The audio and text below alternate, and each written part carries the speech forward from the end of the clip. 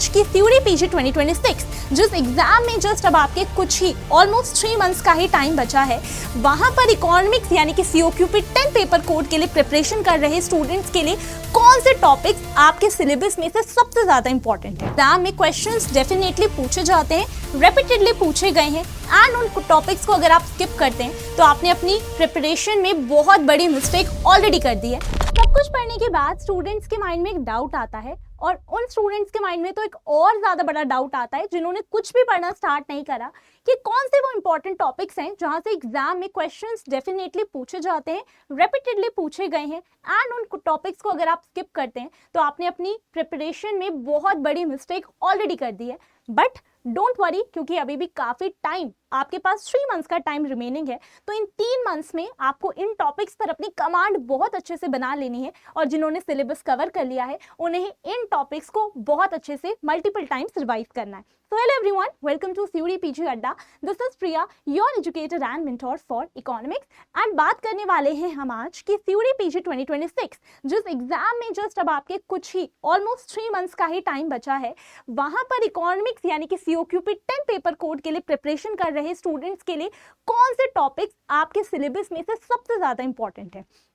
So I hope अभी तक सभी जितने भी स्टूडेंट्स प्रिपरेशन कर रहे हैं आपको सबसे पहले एग्जाम पैटर्न एंड इकोनॉमिक्स का जो आपका सिलेबस है उसकी कंप्लीट नॉलेज होगी। अगर वो आपको नहीं पता तो उसके लिए आपके पास ऑलरेडी चैनल पर वीडियो अवेलेबल है जिसमें मैंने आपको सारी चीज़ें एक्सप्लेन की है, तो आप वो चेकआउट कर सकते हैं। ओके, अब मोस्ट इंपॉर्टेंट टॉपिक्स जिनको किसी भी हालत पर स्किप करना ही नहीं है, फटाफट से उनके बारे में एक बारी बात करते हैं। देखिए, अगर सिलेबस के बारे में बात करें तो सिलेबस में माइक्रो है, मैक्रो है। अब आप लोग सोचेंगे यहाँ पे consumption and investment function and money and inflation mention नहीं है, बच्चों उसे मैं मैक्रो के ही पार्ट के तौर पर कंसिडर कर रही हूँ क्योंकि वहां पर जितनी भी चीजें हैं वो हम मैक्रो में ही पढ़ते हैं। ओके, देन स्टैटिस्टिक्स है, मैथमेटिकल मेथड्स है, इंडियन इकोनॉमी है, सारी चीजें, सारे इंपॉर्टेंट टॉपिक्स आपको यहीं पर आज एक ही वीडियो में जल्दी से पता चलने वाले। ठीक है, starting from your micro economics. तो सबसे पहले अगर मैं आपके माइक्रो इकोनॉमिक्स के पोर्शन से ही शुरुआत करूं तो बच्चे माइक्रो इकोनॉमिक्स में आपको इंडिफरेंस कर्व के टॉपिक को बहुत अच्छे से कवर करना है क्योंकि अलग अलग जो आपके पास आपके यूटिलिटी फंक्शंस हैं उनमें इंडिफरेंस कर्व कैसे बनता है और अलग अलग यूटिलिटी फंक्शंस के लिए आप MRF को कैसे कैलकुलेट करते हो, ये एक इंपॉर्टेंट टॉपिक है। प्रीवियस ईयर में यहाँ से क्वेश्चन पूछे गए हैं। उसके अलावा revealed preference theory, revealed preference theory में WOP that is weak exam of revealed preference, ये बहुत इंपॉर्टेंट है, यहाँ से क्वेश्चंस पूछे जाते हैं।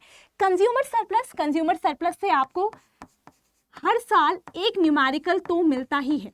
अब वो हो सकता है अगर आपको लीनियर डिमांड फंक्शन मिले तो और इजी हो जाता है सॉल्व करना, अदरवाइज अगर आपके पास लीनियर डिमांड फंक्शन नहीं है तो आपको इंटीग्रेट कर कर वैल्यू को फाइंड आउट करना होता है, राइट। उसके अलावा प्रोडक्शन फंक्शन, आपके पास अलग अलग तरीके के प्रोडक्शन फंक्शन हैं, उनके MRTF की वैल्यू क्या है और प्रोडक्शन फंक्शन से एसोसिएटेड जितने भी कॉन्सेप्ट्स हैं वो सारे के सारे आपके लिए बहुत ज़्यादा इंपॉर्टेंट हो जाते हैं, तो उनको बिल्कुल भी स्किप आपको नहीं करना है। जिसमें से कि भी आपका जो कॉप डगलस है, कॉप डगलस प्रोडक्शन फंक्शन सबसे ज्यादा इंपॉर्टेंट है, तो इस पर आपका स्पेशल फोकस होना चाहिए, राइट।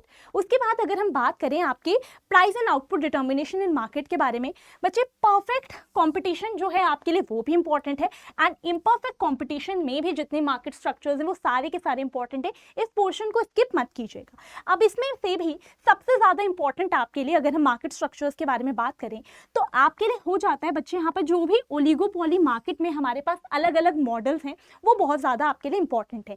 जैसे कि सबसे पहले अगर मैं बात करूं तो आपके पास जो कॉर्नोट का डुओपॉली मॉडल है वो काफी ज्यादा इंपॉर्टेंट है, बर्ट्रांड का जो डुओपॉली मॉडल है वो इंपॉर्टेंट है, स्टैकलबर्ग के मॉडल के बारे में भी आपको आइडिया होना चाहिए, ठीक है। ये वाले जो सारे आपके पास मॉडल्स हैं बहुत ज्यादा इंपॉर्टेंट हो जाते हैं and king demand curve model वो भी काफी इंपॉर्टेंट है, ठीक है। किंग डिमांड कर्व मॉडल जो है आपके पास वो भी काफी ज्यादा इंपॉर्टेंट है, तो इन्हें आपको बिल्कुल भी स्किप नहीं करना और जिन्होंने ऑलरेडी काफी सिलेबस कवर कर लिया है उन्हें इसे मल्टीपल टाइम्स रिवाइज करना है। ओके, प्राइस डिस्क्रिमिनेशन इंपॉर्टेंट है, इसको स्किप मत कीजिएगा। First degree, second degree, third degree, तीनों ही जो प्राइस डिस्क्रिमिनेशन है उनको आपको अच्छे से डिटेल में कवर करना है। Okay right. उसके बाद आपके पास क्या है बच्चे, हमारे पास जो equilibrium in exchange and production है, उस टॉपिक को भी आपको बहुत अच्छे से कवर करना है। कॉन्ट्रैक्ट कर्व क्या होता है, कहाँ पर हमें पता चलता है कि कॉन्ट्रैक्ट कर्व आपको समझाना क्या चाहता है, कैसे हमें वो पॉइंट मिलते हैं, हम उस पॉइंट तक पहुंचते कैसे हैं, ये जितनी भी चीज़ें हैं वो सारी की सारी चीज़ें आपको क्लियर होनी चाहिए। एक्सटर्नैलिटी एक इंपॉर्टेंट टॉपिक है। एक्सटर्नैलिटी से आपसे क्वेश्चंस पूछे जाते हैं, पॉजिटिव है, नेगेटिव है। पॉजिटिव में भी चाहे पॉजिटिव कंजम्पशन है, पॉजिटिव प्रोडक्शन है, नेगेटिव में भी सिमिलरली एक्सटर्नैलिटी से रिलेटेड आपको सारी चीज़ों को अच्छे से कवर करना है। साथ ही साथ सोशल कॉस्ट क्या है, प्राइवेट कॉस्ट क्या है, किस सिचुएशन में कैसे एक्सटर्नैलिटी के केस में कौन सा कर्व ऊपर होता है, डिफरेंस क्या होता है, इन सारी चीज़ों के बीच का सारी चीज़ें आपको यहाँ पर एक्सटर्नैलिटी में कवर करनी होती है। ओके, उसके अलावा कुछ और इंपॉर्टेंट टॉपिक है।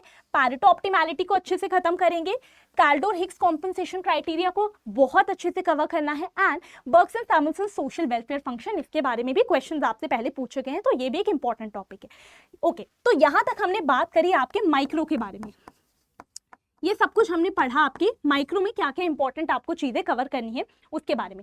नेक्स्ट अगर हम लोग समझें आपके मैक्रो इकोनॉमिक्स के बारे में, तो मैक्रो इकोनॉमिक्स में नेशनल इनकम में जहां से सबसे ज्यादा आपसे क्वेश्चन पूछा गया है हर बारी कि अगर आप नेशनल इनकम कैलकुलेट करते हैं किसी भी मेथड का यूज कर तो कुछ प्रिकॉशंस आपको लेने होते हैं कि इस चीज को इंक्लूड किया जाता है, इसको इंक्लूड नहीं किया जाता, दैट इज वेरी इंपॉर्टेंट। तो वो चीज आप उस वाले टॉपिक को यहाँ से बहुत अच्छे से कवर कर लेंगे। उसके अलावा बच्चे इफेक्टिव डिमांड प्रिंसिपल इंपॉर्टेंट है, मैंने इस पर पूरा आपका एक सेशन भी ले रखा है, तो जिसको अगर डाउट हो तो वहां से आप इस वीडियो को भी देख सकते हो, इसे कवर कर लेंगे।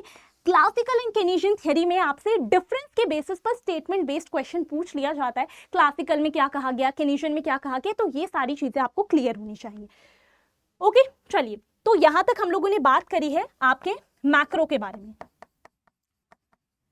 राइट। नेक्स्ट बच्चे हमारे पास क्या है, मनी एंड इन्फ्लेशन का पोर्शन। मनी एंड इन्फ्लेशन में आपके लिए money multiplier and high powered money का जो कॉन्सेप्ट है वो इंपॉर्टेंट है, वहां से आपके रिलेशन बेसिस पर क्वेश्चन पूछ लिए जाते हैं। Money supply, high powered money है, मनी मल्टीप्लायर, इनको लिंक करते हुए क्वेश्चन पूछ लिए जाते हैं। अलग अलग आपके पास जो क्वांटिटेटिव थ्योरीज ऑफ मनी है, जैसे कि आपके पास कैम्ब्रिज का कैश बैलेंस अप्रोच है, आपके पास फिशर का ट्रांजैक्शन अप्रोच है, इनकम वर्जन है, इस तरीके से जो सारी चीजें हैं वो आपके लिए काफी ज्यादा इंपॉर्टेंट है। Okay, Phillips curve, Phillips curve important है, यहाँ से क्वेश्चन पूछ लिया जाता है, डायरेक्ट क्वेश्चन नहीं होता है, बट उसके लिए जरूरी है कि आपको कॉन्सेप्ट क्लियर हो। अगेन इस पर भी आपके लिए सेशन अवेलेबल है, जिसको भी डाउट हो आप उस वीडियो को जाकर देख सकते हो। Okay, monetary and fiscal policy आपके लिए इंपॉर्टेंट है। मॉनेटरी पॉलिसी क्या है, फिस्कल पॉलिसी क्या है, क्योंकि इसका इंटरलिंकेज आगे के टॉपिक्स में भी काफी ज्यादा रहता है।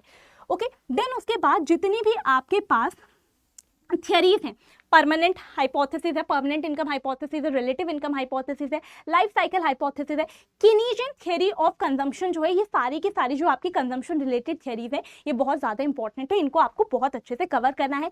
किसने दी, कब दी और अपनी थ्योरी में क्या कहा, ये सारी चीजें आपको क्लियर होनी चाहिए।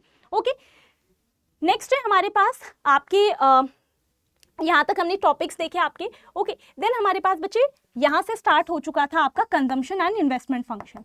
कंजम्पशन एंड इन्वेस्टमेंट फंक्शन का जो आपका यूनिट है, इसमें भी आपके लिए सारे इंपॉर्टेंट टॉपिक्स है। मंडल फ्लेमिंग मॉडल, पहले आईएसएलएम मॉडल को समझेंगे, फिर वहीं से मंडल फ्लेमिंग मॉडल को, हैरोडोमर मॉडल इंपॉर्टेंट है और सोलो मॉडल, दोनों ही इकोनॉमिक ग्रोथ मॉडल है, अच्छे से आपको इनको कवर करना है। और इन्हीं के जो प्रीवियस ईयर में क्वेश्चंस पूछे गए, एक बार आप जाकर उनको अपने प्रीवियस ईयर पेपर से अटेम्प्ट करने की कोशिश कीजिएगा कि आपको वो आ रहे हैं या नहीं आ रहे इन मॉडल्स को समझने के बाद। उसके अलावा देखो, स्टैटिस्टिक्स से बहुत ज्यादा क्वेश्चंस नहीं आते, बट ये इसको समझना और इसको सॉल्व करना बहुत ईजी है। तो जिन मेजर टॉपिक्स पर आपकी स्टैटिस्टिक्स में कमांड होनी चाहिए, मीन डेविएशन से क्वेश्चन आ सकता है, स्टैंडर्ड डेविएशन तो बहुत इंपॉर्टेंट है, स्क्यूनेस इंपॉर्टेंट है, कोरिलेशन से आपसे स्टेटमेंट बेस्ड क्वेश्चन पूछ लिए जाते हैं, बायनॉमियल डिस्ट्रीब्यूशन, पोजॉन डिस्ट्रीब्यूशन, यहाँ से क्वेश्चंस पूछे गए हैं आपसे, और सैम्पलिंग के जो अलग अलग मेथड्स हैं ये सारे ही आपके लिए बहुत ज्यादा इंपॉर्टेंट है, यहाँ से भी आपसे क्वेश्चंस पूछे गए हैं। ठीक है, उसके अलावा मैथ्स में बात करें तो मैथ्स का भी जो वेटेज है वो बहुत ज्यादा हाई नहीं है। क्वेश्चंस आपके डिटर्मिनेंट्स वगैरह से पूछे गए हैं, लीनियर प्रोग्रामिंग से यहाँ से आपसे रिपीटेडली क्वेश्चंस पूछे गए हैं, सो इनको थोड़ा सा अच्छे से कवर करेंगे। उसके साथ बच्चे आपको और क्या क्या कवर करना है, इंटरनेशनल ट्रेड थ्योरीज जो है आपकी, एडम स्मिथ की है, डेविड रिकार्डो की है, हेक्सर-रोलिन थ्योरी है, उन सभी को आपको बहुत अच्छे से यहाँ पर कवर करना है। उसके अलावा पब्लिक एंड प्राइवेट गुड्स, ये एक इंपॉर्टेंट है, पब्लिक गुड्स क्या है, प्राइवेट गुड्स क्या है, साथ ही में कवर कर लीजिएगा क्लब गुड्स क्या होते हैं, कॉमन पूल रिसोर्सेज क्या होते हैं, इन सारी चीज़ों को आप लोगों को अच्छे से कवर करना है। बजट, बजट को कोई स्किप नहीं करेगा, चाहे बजट के थ्योरेटिकल क्वेश्चंस हैं, यानी कि बजट क्या है, उसमें किस किस तरीके के कंपोनेंट हैं, कौन से कंपोनेंट में क्या क्या चीज़ें आती हैं, वो सारी चीज़ें, प्लस जो आपके बजट के डेटा बेस्ड क्वेश्चंस हैं वो बहुत ज़्यादा पूछे जाते हैं, तो वो तो आपकी टिप्स पे होनी चाहिए। अगेन अगर वहाँ पर भी डाउट है, आपके लिए बजट का भी सेशन अवेलेबल है, उसमें मैंने आपको बहुत सारे क्वेश्चंस भी करवाए हैं, उसको भी आप लोग देख सकते हो। ठीक है, डेफिसिट्स आपके पास primary deficit, fiscal deficit, revenue deficit, यहाँ से डायरेक्ट क्वेश्चंस पूछे गए हैं, तो उनको बिल्कुल भी स्किप नहीं करना है। एक इंपॉर्टेंट चीज़ मैं आपको यहाँ पर और बता दूँ, यहाँ पर वो मिस हो गई है बच्चे, आपके पास जो एग्रीगेट्स ऑफ मनी सप्लाई हैं, एग्रीगेट्स ऑफ मनी सप्लाई, जो आपका demand for money and supply of money का कॉन्सेप्ट है, वहाँ पर एग्रीगेट्स ऑफ मनी सप्लाई जो है वो इंपॉर्टेंट है, वहाँ से आपसे पहले भी डायरेक्ट क्वेश्चन पूछे गए हैं, तो उसको अच्छे से थोड़ा कवर कर लेना। ठीक है, ओके उसके अलावा dead weight loss and distortion समझना डिफिकल्ट नहीं है, ज्यादा क्वेश्चंस यहाँ से बहुत ज्यादा नहीं पूछे गए, but yes there are chances कि यहाँ से पूछ लिए जाएं।